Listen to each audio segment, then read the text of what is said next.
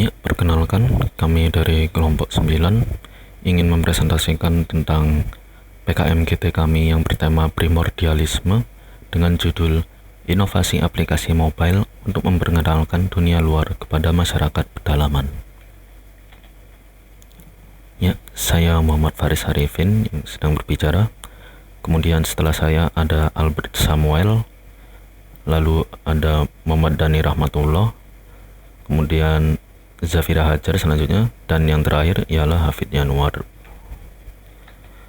Baik, sebelum itu kami ingin membahas latar belakangnya terlebih dahulu. Jadi, sebagian besar warga negara Indonesia ini menggunakan salah satu dari 748 bahasa yang ada di Indonesia sebagai bahasa ibu. Terdapat lebih dari 300 kelompok etnik atau suku bangsa Indonesia, atau lebih tepatnya ialah sebanyak 1.340 suku bangsa menurut sensus BPS pada tahun 2010. Suku Jawa ialah kelompok suku terbesar di Indonesia dengan jumlahnya yang mencapai 41% dari total populasi warga Indonesia. Nah, dengan adanya fakta di atas itu, tidak dapat dipungkiri bahwa masih ada banyak masyarakat Indonesia yang menderita karena wilayah mereka merupakan wilayah 3T. Daerah 3T merupakan daerah yang terdepan, terluar, dan tertinggal di Indonesia. Sebagian besar daerah 3T menjadi gerbang tapal batas Indonesia. Letak daerah yang berada jauh dari ibu kota provinsi itu menjadikan pertumbuhan ekonominya terhambat karena pembangunan infrastruktur yang masih belum merata. Untuk slide 5 sampai dengan 8 akan dilanjutkan oleh saya, Albert Samuel, NIM 057. Masyarakat yang tinggal di daerah 3T inilah yang menjadi target kami, karena di sana terdapat paham primordialisme yang kental. Pengertian primordialisme sendiri adalah pandangan atau paham yang memegang teguh hal-hal yang dibawa sejak kecil mengenai tradisi, adat istiadat, kepercayaan, maupun sesuatu yang ada di dalam lingkungan pertamanya.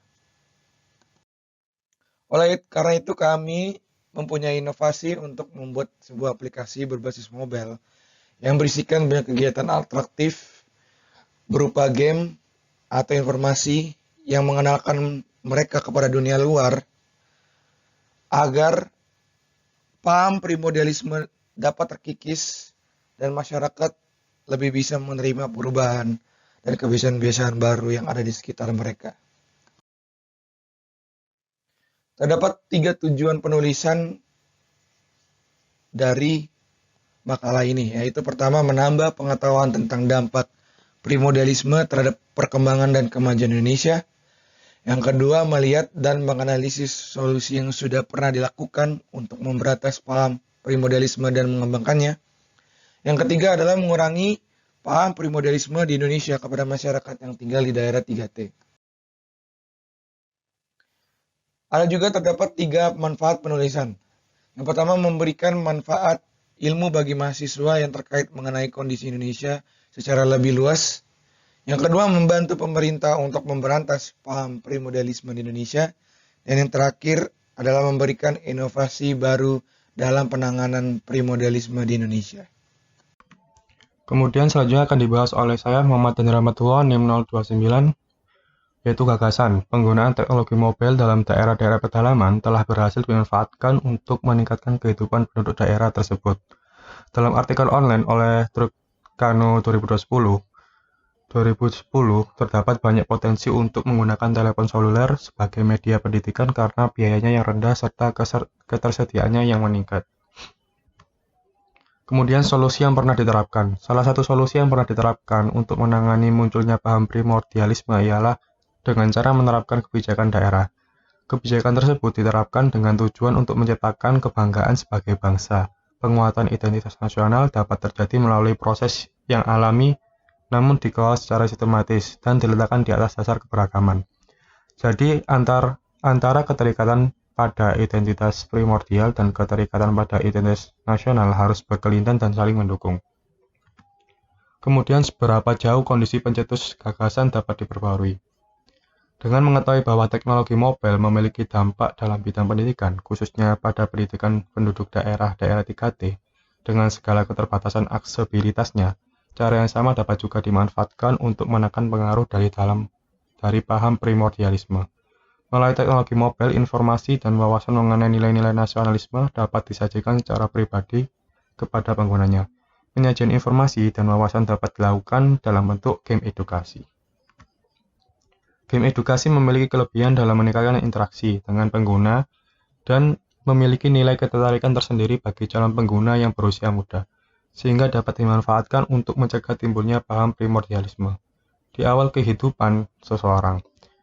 Konten dari game edukasi tersebut dapat berupa arahan kepada pengguna yang mengenai nilai-nilai nasionalisme dan memberitahukan dampak negatif dari primordialisme yang dapat mematahkan kesatuan bangsa. Kemudian pembahasan selanjutnya ialah pihak-pihak yang dapat membantu agar gagasan ini dapat tercapai. Pihak-pihak yang pertama diantaranya ialah pemerintahan pusat. Pemerintahan pusat di sini kami harapkan dapat memberi bantuan dan dukungannya terhadap pemerintah daerah maupun pihak mandiri yang berusaha untuk membuat aplikasi mobile seperti ini.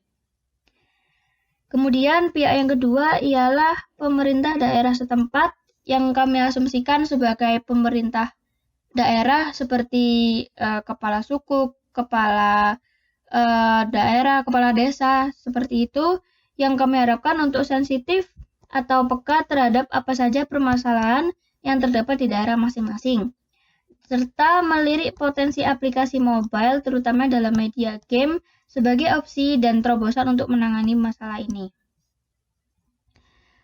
Kemudian pihak-pihak yang lain adalah pastinya masyarakat luas dan sekitar karena diharapkan mampu mendukung aplikasi dengan melaporkan tingkat kepuasan mereka terhadap aplikasi atau prototipe yang sedang kami kerjakan.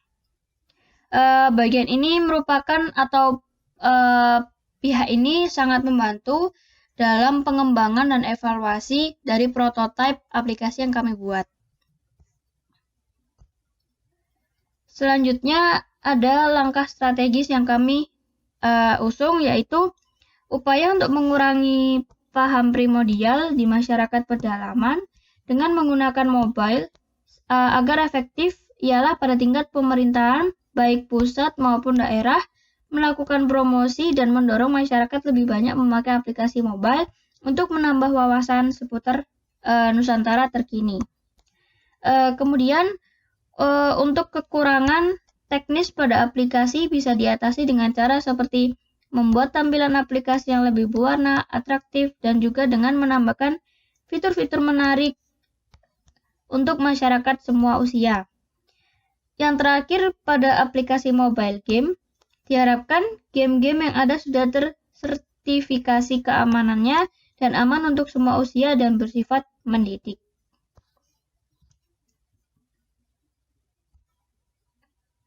Kesimpulannya adalah gagasan yang kami anjurkan berupa penggunaan aplikasi mobile untuk memperkenalkan dunia luar pada masyarakat pedalaman, meskipun penggunaan teknologi mobile telah dimanfaatkan dalam berbagai bidang kehidupan, menurut kami, hingga saat ini belum ada upaya pemanfaatan teknologi tersebut yang dipublikasi untuk menangani pengaruh dari paham-paham yang bertentangan dengan nilai nasionalisme.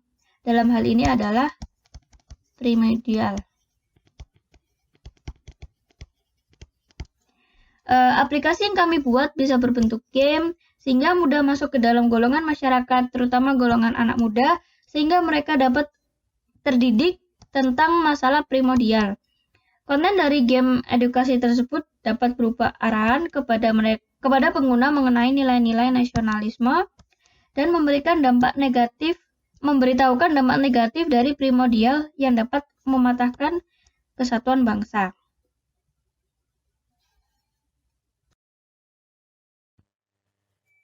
Untuk slide 17 sampai 20 akan dilanjutkan oleh saya, Vijayanur Pastiko, NIM 034. Implementasinya dengan cara masyarakat dan mahasiswa sosialisasi ke pedalaman untuk menjelaskan pentingnya menghindari primordialisme di era modern ini demi keberlangsungan persatuan Indonesia, sekaligus mengenalkan aplikasi mobile buatan kami agar golongan muda dapat mengerti pentingnya kesatuan bangsa dan dapat menghindari adanya primordialisme di zaman sekarang. hasil yang pertama, masyarakat paham bahayanya sikap atau perbuatan primordialisme dalam menjaga kesatuan bangsa, serta bahayanya gerakan-gerakan yang mengandung unsur primordialisme. Yang kedua, generasi muda dapat mengerti pentingnya kita untuk bersatu dalam era modern dengan cara menghilangkan sikap primordialisme. Primordialisme dapat hilang sepenuhnya dari jiwa masyarakat Indonesia agar betul-betul bisa hidup sesuai moto kita, yaitu Bhinneka Tunggal Ika.